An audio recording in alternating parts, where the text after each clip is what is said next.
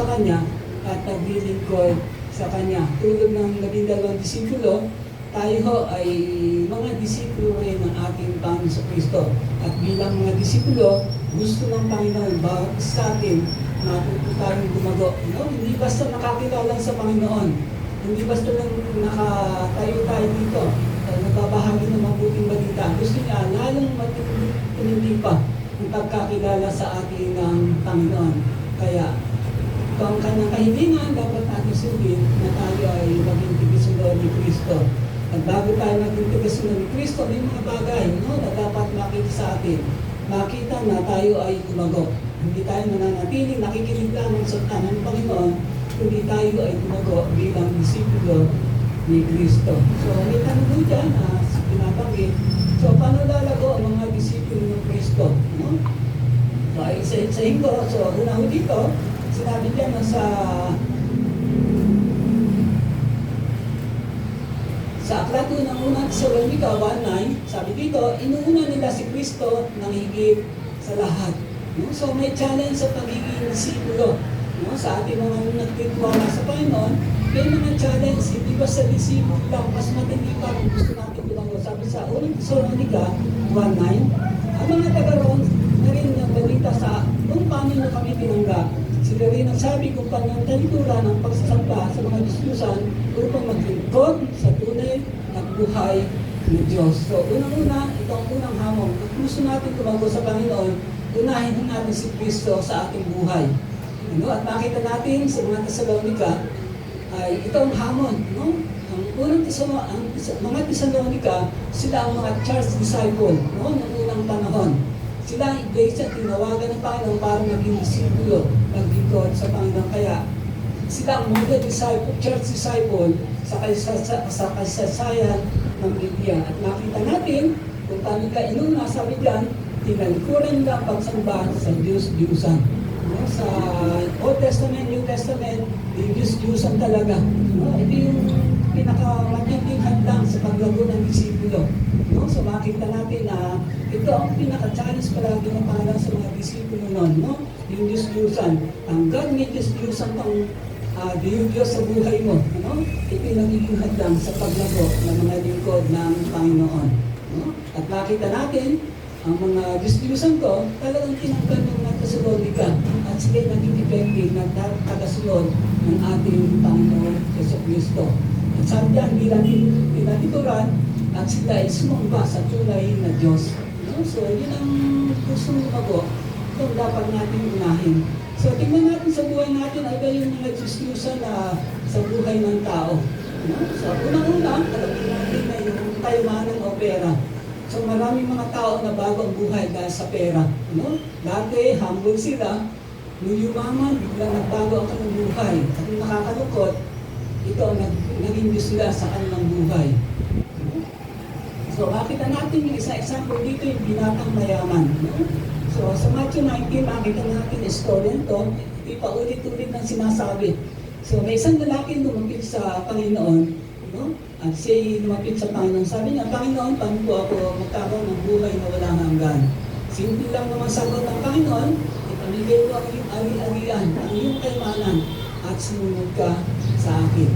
Pero nakakalungkot, ang tungkol ng binata, siya nalungkot at umalis sa harapan ng ating Panginoon. No? O sa atin, mag-ingat tayo, hindi lang mayaman, kundi kahit may kaunti tayong pera. No? Kapag i-use natin ito, masyado natin pinapahalagahan ito, napakalaking balaki dito sa paglago ng bawat isang Kristiyano na tagasunod ni Kristo. No? So isang example pa dito ay si Ananias at Sapphira. No? So makita natin yan sa Gawa 5:1-11. So makita natin si Ananias, nangangailangan sila ng pera. Gusto nila ibenta yung lupa. Very active sila sa simbahan. No? Kaya warning ito sa mga nasa iglesia. So, sila na panalangin lang na mabenta yung lupa. No?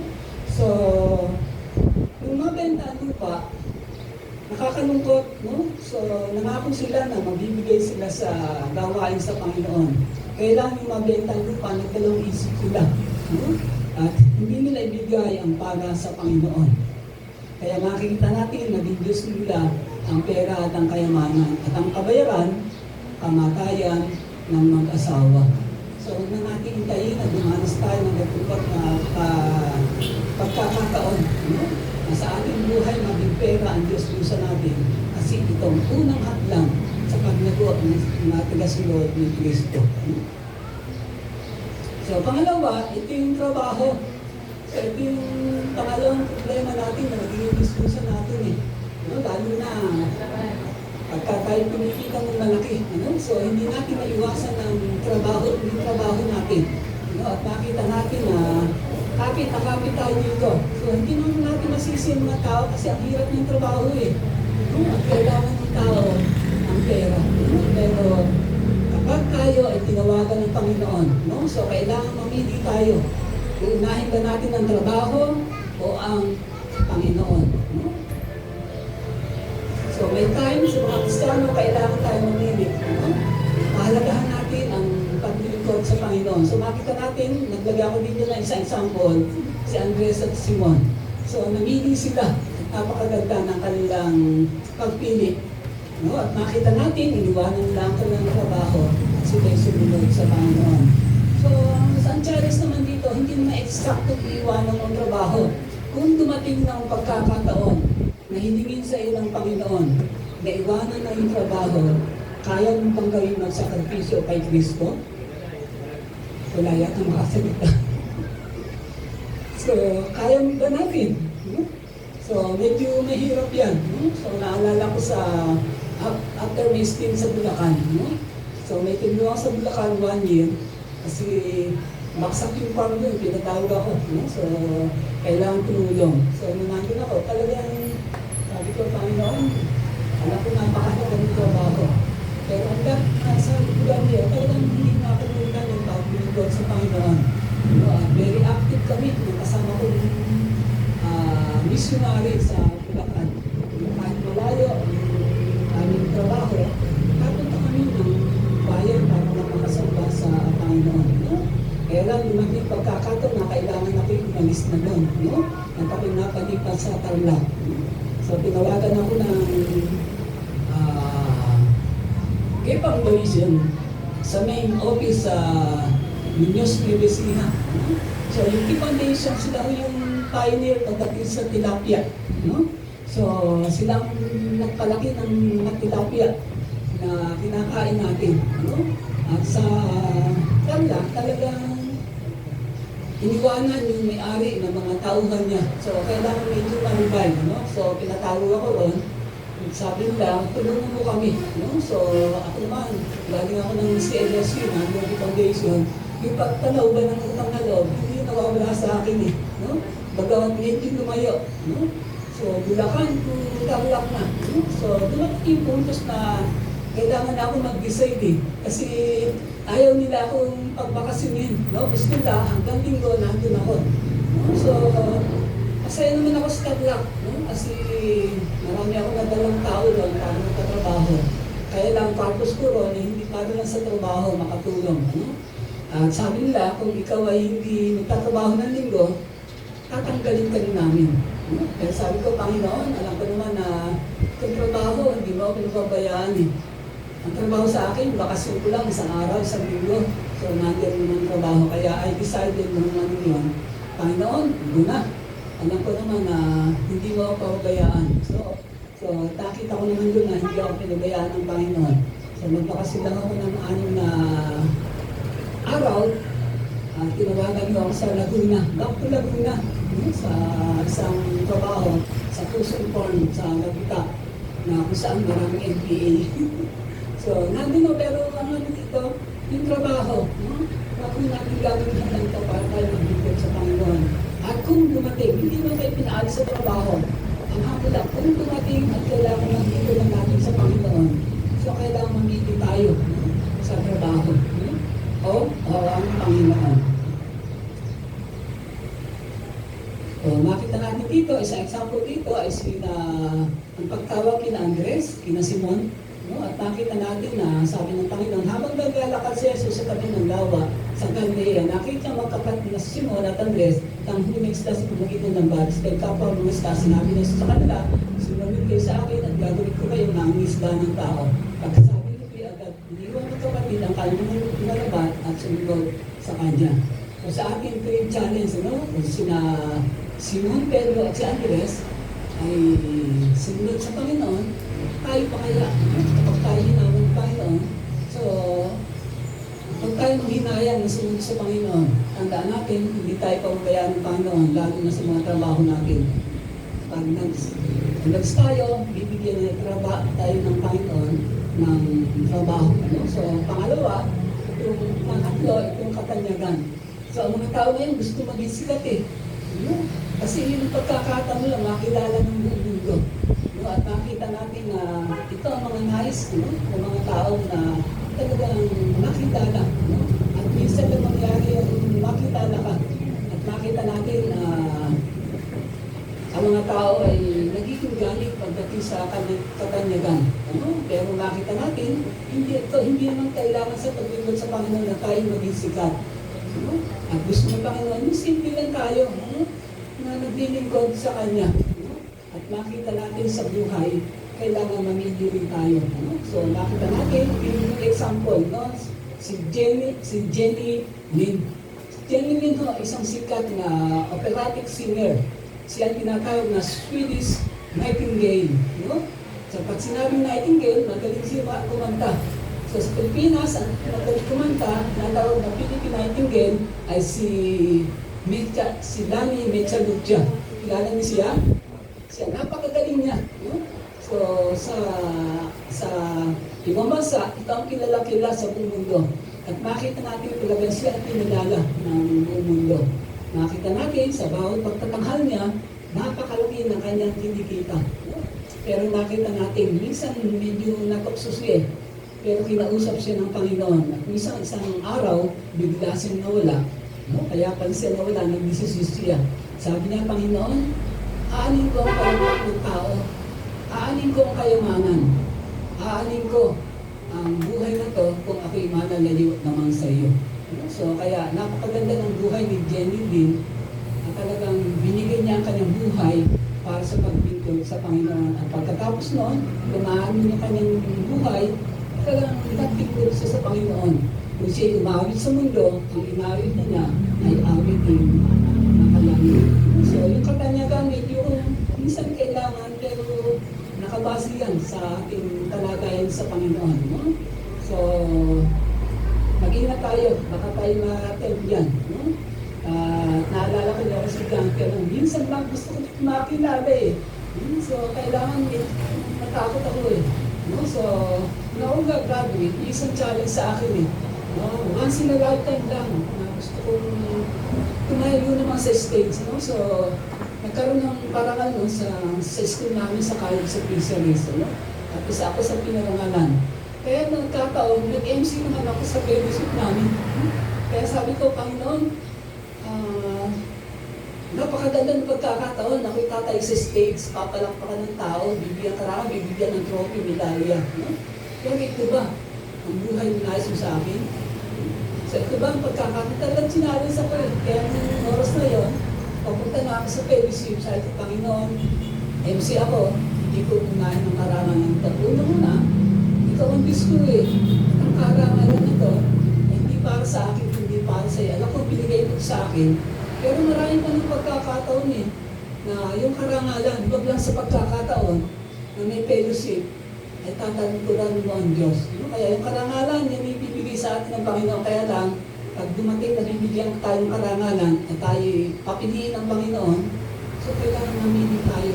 Hindi lang naman yung pagkakataon eh. So marami pang karangalan na ibibigay sa atin na hindi magiging complete sa paglilingkod sa Panginoon. So iniwan ko yung karangalan na yun. Hindi naman ako nabigo. So in 2000, tinatawag na ako sa DOST. So wala na ako yung simbahan eh. I received the Tilapia Expert Award year 2000 sa DOST. At ako'y nananahimik lang sa farm eh. Sinabi ko, hindi ako ng karangalan. Gusto ko sa farm lang talaga. Pero ang Panginoon, napakabait niya eh. Kaya, pag may conflict, kapag pagpipili tayo sa katanyagan, karangalan, kailangan mag-decide tayo. May panahon para doon. So, mamili lang tayo, yung the best. At hindi naman tayo pagbayaan ng Panginoon. May panahon pagdating sa katanyagan, karangalan para sa Panginoon. So, pangalawa, ang kanyang pang-apat, nagulang at mga kapatid. No? So, ito minsan nagiging hadlang sa pagsunod natin sa Panginoon. At ito very obvious sa buhay ng mga Kristiyano. No? Pag nakakilala ka sa Panginoon, maraming pag-uusik sa buhay ng mga Kristiyano. No? At makita natin na kailangan mag-desisyon tayo. No? Hindi naman sinasabi ng Panginoon na talagang talib na natin ang mga magulang. Kaya lang kung dumating pagkakataon na pagpili tayo, kung magulang natin ang kapatid, o ang paglingkod kay Kristo, kailangan mag-desisyon tayo. Dapat sa buhay natin yan. No? At sabi na Panginoon sa Matthew 10, 37, no? Ang sino maibig sa kanyang magulang o sa kanyang kapatid na higit sa akin, ay hindi karapat dapat sa akin. So, maganda istorya ni Dr. Edward Friedman. So, si Dr. Edward Friedman siya ay manggagamot ng World War II. Kasi sira kayo World War II ba? Ang story. Pero makita natin nandun yung kanyang concern sa kanyang mga kapatid, sa kanyang mga magulang. Talaga binuhos niya ang lahat ng pagkakataon para matulungan ang kanyang mga kapatid at mga magulang. Kaya lang yung siya nakakilala sa Panginoon, talagang pinapili siya ng kanyang mga magulang. No? Tatakwin mo si Kristo o kami ang pipiliin mo. So, bagamat masakit sa kanyang sarili na iwanan ng kanyang magulang at mga kapatid, wala siyang Diyos kundi unahin ng Panginoon. So, palagi na naalala, iniligtas ako ng Panginoon, hindi ako pinabayaan. Ito ang pagkakataon pakita ko sa Panginoon na mahal ko ang Panginoon. So, kaya lang may mga challenge sa ating buhay, darating yan, kailangan mag-gusto tayo. Pag tumating, no, hindi pa naman ngayon eh. At hindi mo sabi ba, ibaan mo kaagad. So, darating yan, sa paglingkod natin sa Panginoon, kailangan mamili tayo. Maraming pagbabay na nagiging hadlang, mga disjusan sa panahon ngayon. Una, yung mga gadget. Ang cellphone is the best. Yung nagiging hadlang sa paglingkod natin sa Panginoon.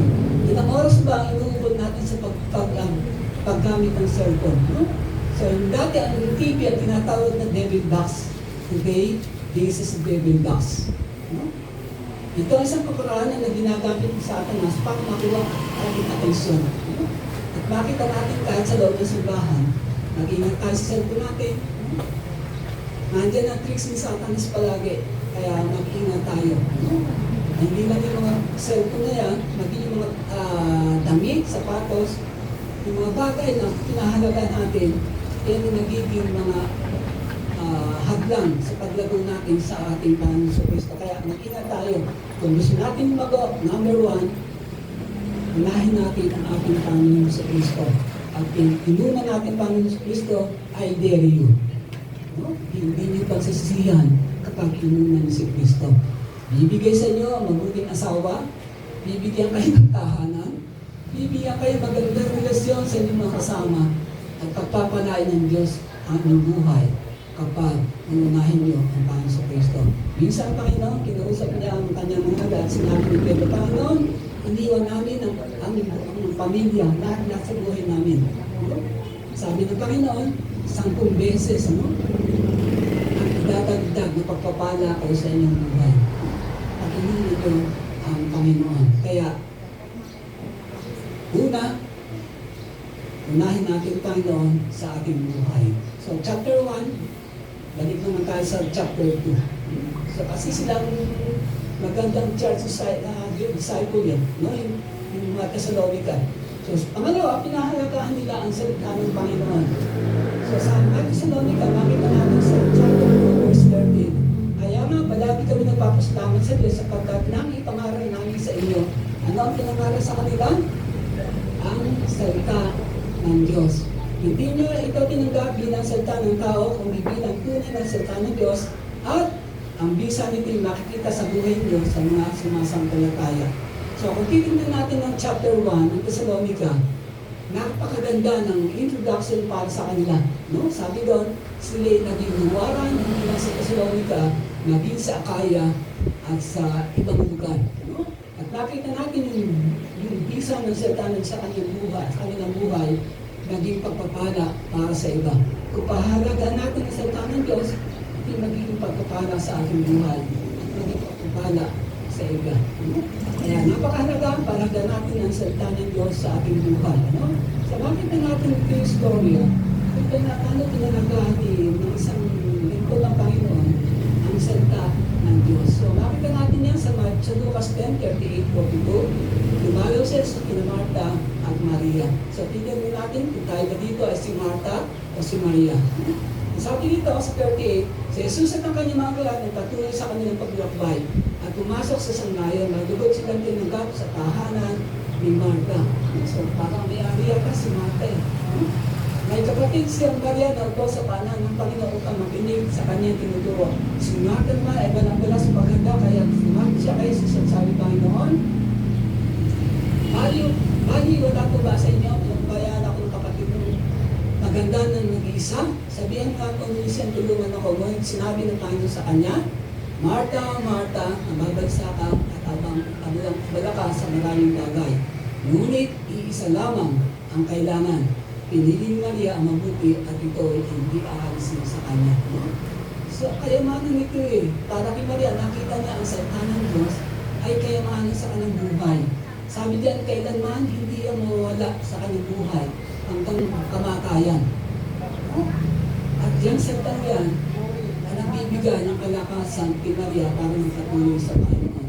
Kaya pagkagahan natin ang salita ng Panginoon, ito ay nagbibigay ng buhay sa Kanya, sa atin, at hindi ito maayos sa ating buhay. Kahit tumanda na tayo, ang salitang ito, ang mga pangakong ng Diyos, ay hindi mawawala sa ating buhay, kahit ano nangyari. So makita natin ang pagpahalaga. No? Hindi sa Thessalonica, magiging mabuting example ay si Maria. No? Alam niya, ang salita ng Panginoon ay napakahalaga sa buhay ng mga tao na nakakilala sa Kanya. So, bakit sabi dito, ang salita ng Diyos ay pagkain ng ating kaluluwa. No? So, kung paano tayo kumakain ng pagkain pisikal, ito ang pagkain ng ating kaluluwa. Ito ang nagpapalakas sa atin, ito ang nourishment sa atin.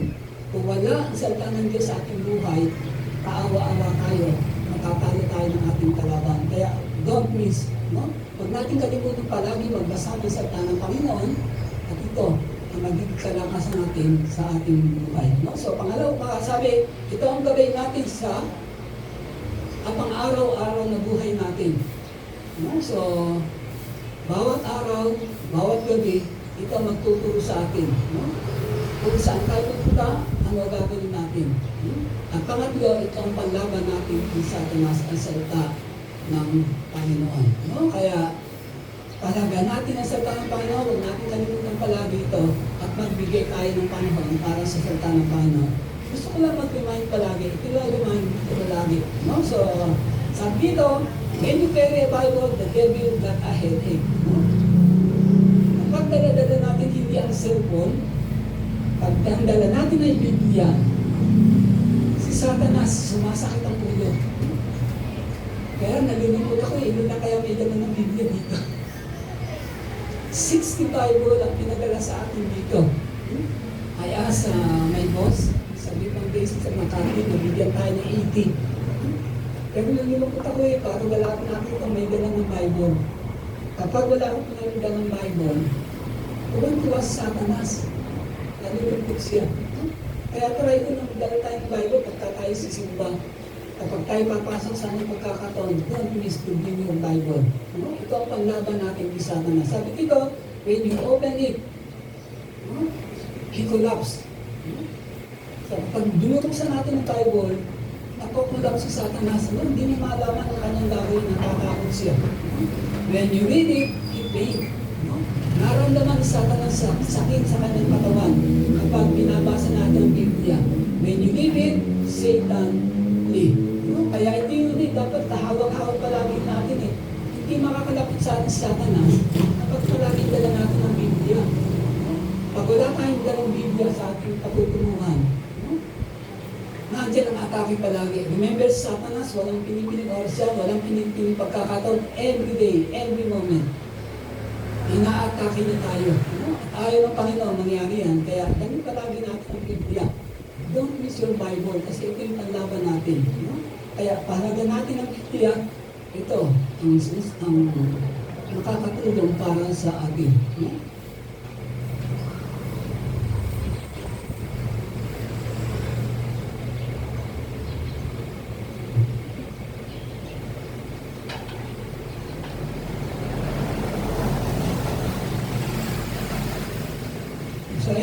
tao nagpahalaga sa Biblia. No? At nakita natin na sila ay pinagtagumpay ng Panginoon sa kanilang buhay.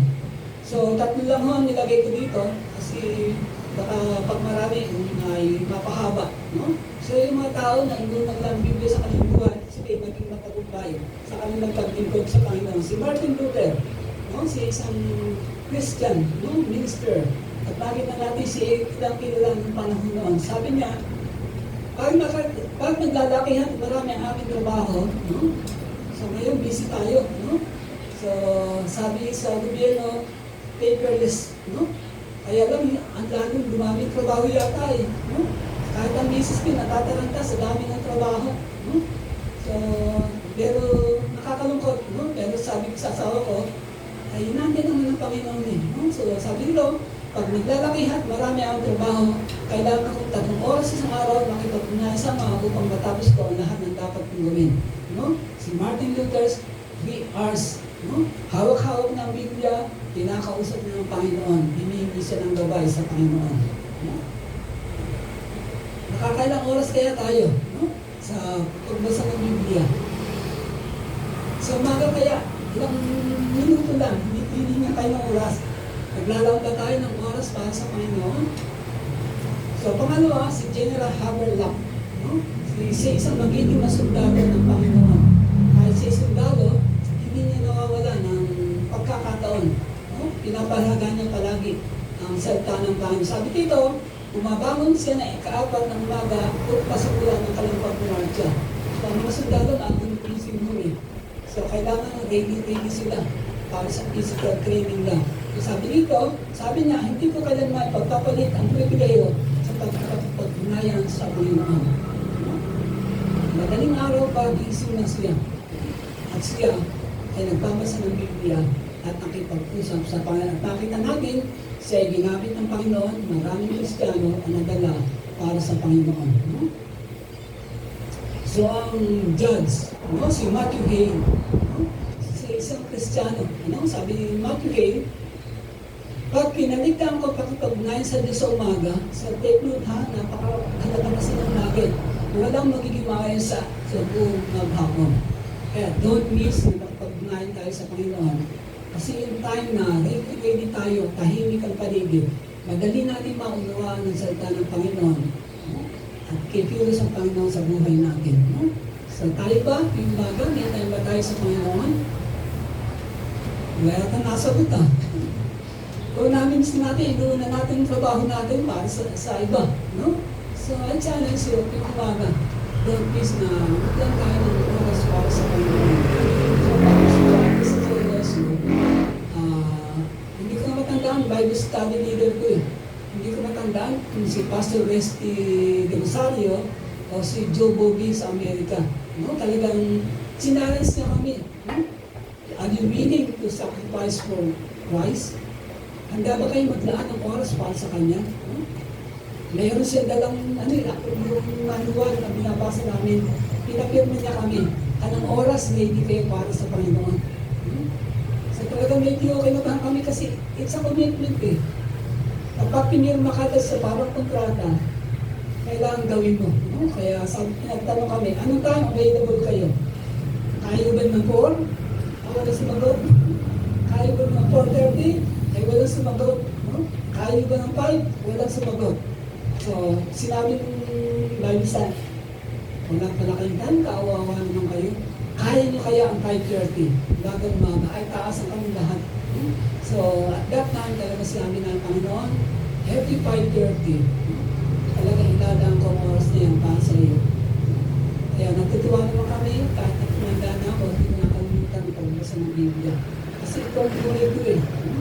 Every morning, every night, palagi hindi ko nakalimutan na magbasa ng Biblia. At hindi ko nakalimutan na pagkagabi, nire-review ko yung 365 messages. Isang araw lang, may message ako nire-review eh.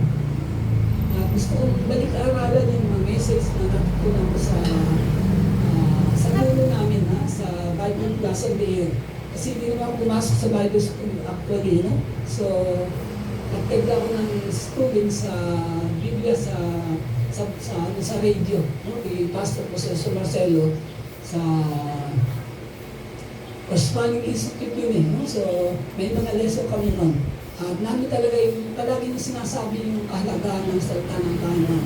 Kaya natutuwa ako na palagi niyang pinapala ang kahalagahan ng Panginoon, ng salita ng Panginoon. Kaya mga kapatid, kung gusto natin lumago bilang disipulo, bilang sinating Diyos-Diyusan, unahin natin pa sa Kristo, kundi paglaan tayo ng Panginoon sa ng oras para sa ating Panginoon. No? So, pangatlo, handa sila sa pagsubok sa buhay. No? So, ito yung katangian ng mga disipulo sa Thessalonica. Alam nila may darating sa kanilang buhay, kaya pinaghanda sila ng mga leader sa iglesia. So, sabi dito, unang Thessalonica 3:4, ipinagpaun namin sa inyo na nung narin pa kami na tayo kusigin at ganyan nga nangyari tulad ng alam ninyo. No? So, ang buhay ng Kristiyano ay hindi madali. No? Ang buhay ng Kristiyano ay may kaunting kahirapan. Ang buhay ng Kristiyano kailangan magpapalong sa Kristo kasi maraming pagsubok sa buhay na darating sa atin. Kaya pinaghahanda tayo tulad ng disciple noon, maging mga Thessalonica, ito ang mangyayari kapag tayo kayo tumanggap sa Panginoon ni Kristo. So, ang pag-uusig noon ay talagang matindi sa Old Testament lalo sa New Testament, sa aklat ng gawa. No? Sa panahon ni Pablo, talagang pinapapatay niya, pinapukulong niya. No? At makita natin si Esteban, ang unang first martyr na inusig dahil sa paglingkod sa Panginoon. No? Hindi ko alam kung sino sa atin ang magiging martyr pagdating sa paglingkod sa Panginoon. At makita natin, kailangan handa tayo para tayo mga dumago at magpapatuloy sa paglingkod sa Panginoon. So yung mga pagsubok na yan, bahagi yan pag-usig sa buhay ng mga Kristiyano. No? Pag natin kalimutan yan, palagi sinasabi yan. Sa pag-Bible study, daranas kayo ng pag-usig, daranas kayo ng pagsubok sa inyong buhay. So nakaraan na sinabi ni Job sa atin, no? Si Job ang laki lang sinubok ng Panginoon. No? So ang dami ng pagsubok sa kanyang buhay. Nawala ang kanyang anak, nawala ang kanyang asawa, abang yung mga ari-arian, nawala yung kanyang mga kaibigan na inaasahan, halos si pagtabihan at si pagsabihan. No? Pero nakita natin na yung kanyang pananampalataya, no? Hindi mawala ang kanyang pananampalataya. At ito ang salita na inihin natin sa kanyang buhay na pinahalaga niya. Sabi niya, ubad ako lumabas na akin na, ubad din ako babalik sa lupa. Ibig sabihin, darang siya ng pagsubok. Babalik sa lupa ay si Yahweh nagbigay, si Yahweh babawi. Pagawin si Yahweh. So alam niya maraming pagsubok. No?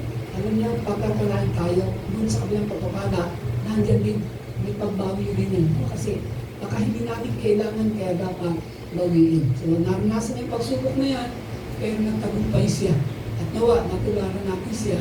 Pag ating pagsubok, nawa, maging ganito rin ang isip natin sa ating buhay. Mahawakan natin ang salita ng Panginoon para tayo magpatuloy sa ating buhay. No?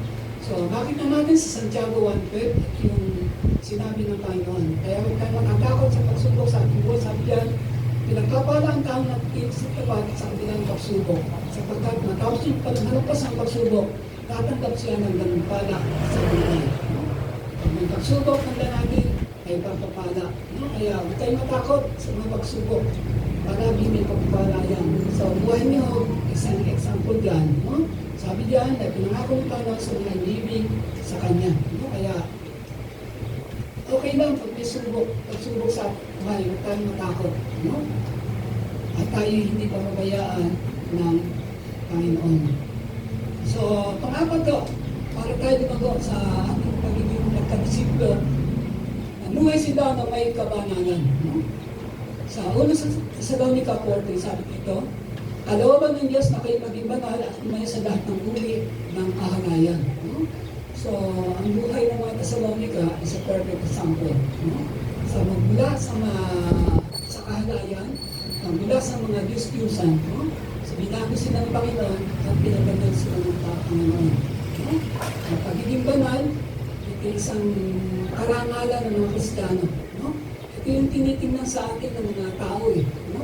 Kung tayo talaga ay mga lingkod ng Panginoon. No? At tayo susubukan ng Panginoon at yan ang nais ng Panginoon. No?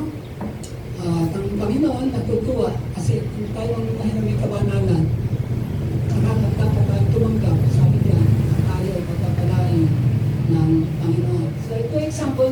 kabanalan, no? Si Jose. No? So nakita natin si Jose, talagang pinagpala ng Panginoon sa kanyang buhay. No? Si isang sunod ng Panginoon, no? Sa Old Testament. Nakita natin na talagang sabi sa kasaysayan, siya matipuno, no? Nakisig, at talagang hinahangaan ng kanyang kapanahunan. At nakakalungkot na siya na natipuan siya ng asawa ni Potiphar. No? Kaya sa puso niya palagi sinasabi ng Panginoon, ikaw ay lingkod ko, ikaw ay pinuno ng Israel na sinagip sa kanila. No? Kailang makita sa iyong buhay ang kabanalan.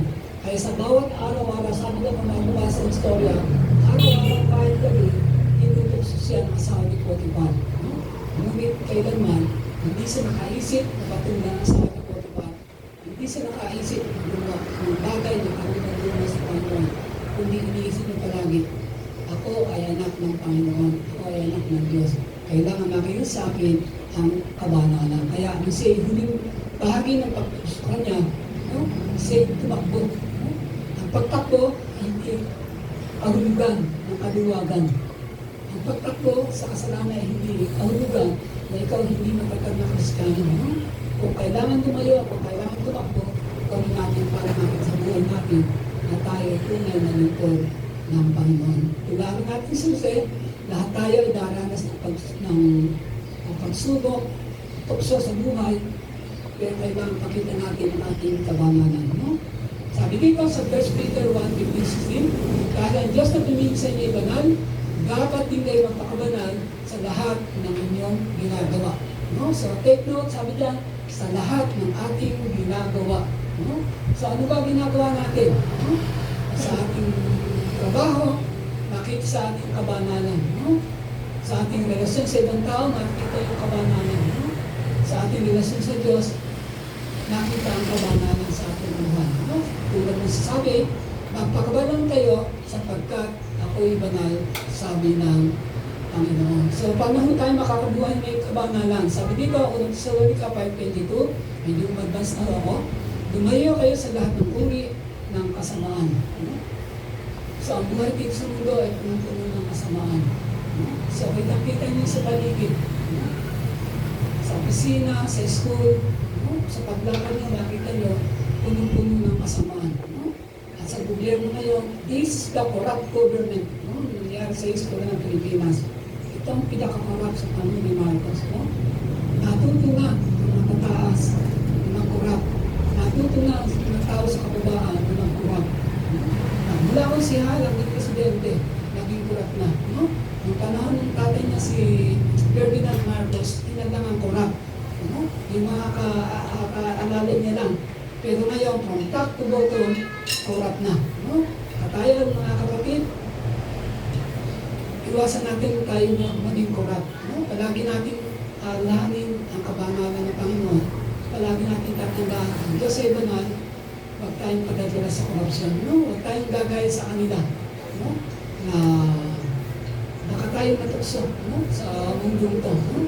Isang reason na umalis ako sa LSPU, nakisa ko kasi yung korupsyon eh. No? Kaya sabi ko, iyak ko. Nakakita ng nero, pag tinapaka mo, halos mahulog kayo. No? Kailangan tumapa ka sa carlings, kaya ang nipis eh.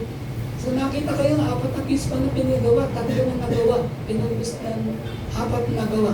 No? Kaya sabi ko, hindi ko kaya. No? Hindi ko kaya araw-araw makita ang corruption. No?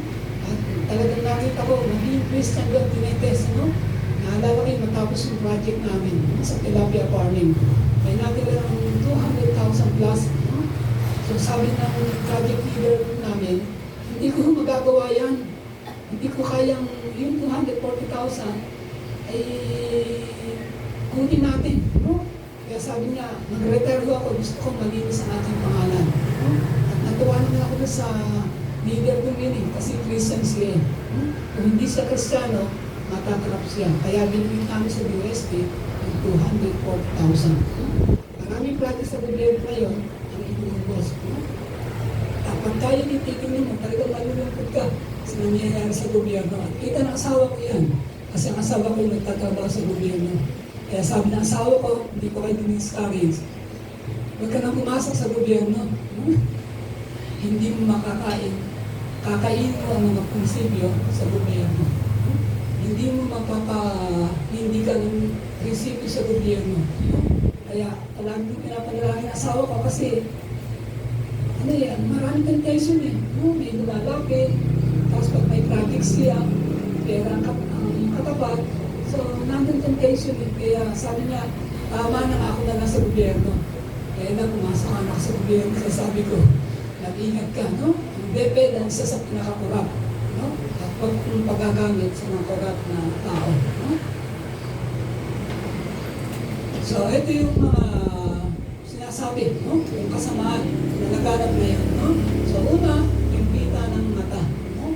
So, araw-araw, marami tayo nakita, mag-ingat tayo, baka tayo matapso, no? Lalo na pagka tayo pupunta sa moon, no? So, dito nakakaproblema, pag nakakita ng isang bagay, ibang tao ngayon hindi siya titigil hanggang hindi na nakakuha ang bagay na kanyang nais, no?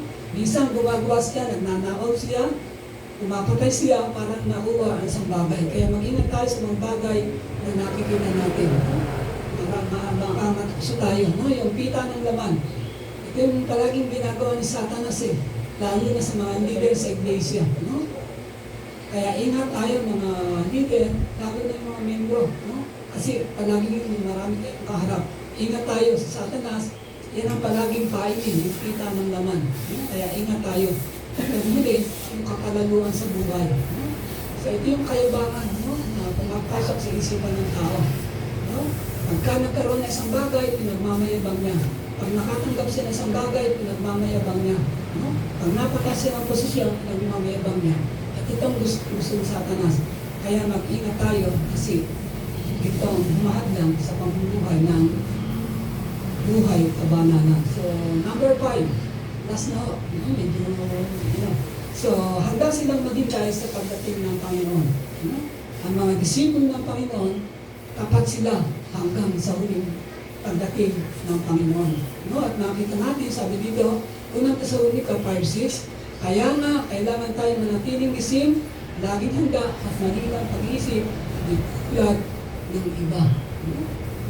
So, sabi dito, manatiling isim. So, araw-araw, isipin natin na i-carving ang Panginoon. Huwag tayo magiging laps. So, ready tayo. So, sabi, pangalawa, laging handa.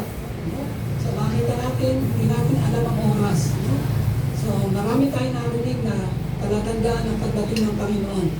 So, digmaan, gera, ito, lahat yan ay nangyayari na. Any moment, darating ang Panginoon. Kaya maging handa tayo. Pangatlo, maging malinaw ang pag-iisip. So, dapat ang isipan natin nakapokus sa Panginoon, hindi sa mga bagay na makamundo. Kasi pag nakapokus tayo sa mga bagay na makamundo, mawawala ang atensyon natin sa paglilipod natin sa Panginoon at pagsunod sa Kanya. Huwag tayong tutulad sa iba, bahala na bukas. Ang mga Kristiyano, hindi bahala bukas, ready para bukas. So, tingnan mo natin kung tayo laging handa. Ito na ang pangako sa atin ng Panginoon. Sabi sa Lucas 12:35-40, lagi handa kayong lagi. So, sabi dyan, laging handa. So, itong prinsipyo ng Boy Scouting. Boy Scout na tayo. So, laging handa. So, yung Cub Scout, ang kanilang motto, isang mabuting bagay sa umaga.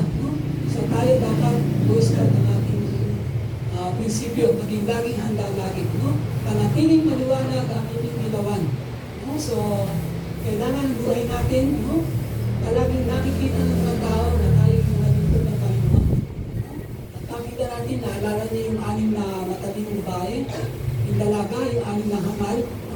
So, yung 6 na hangal, hindi sila naganda ng langis para sa pagharap sa Panginoon, kaya nabusak sila ng liwanag kamang sila. Yung 6 na talino, meron sila extra langis, kaya nang dumating ang Panginoon, sila ang tinanggap ng Panginoon. Sabi, tumulat kayo sa mga nino, naghintay sa pag-uwi ng kanilang Panginoon.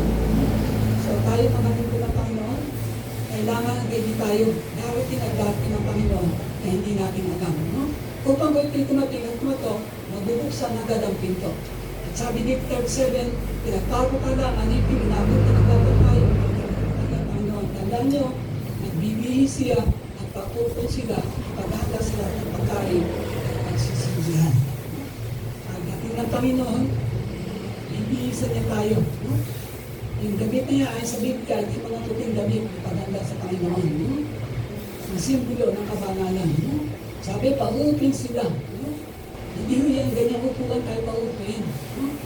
Paupin tayo sa langit. At ang upuan doon, hindi natin masusukat.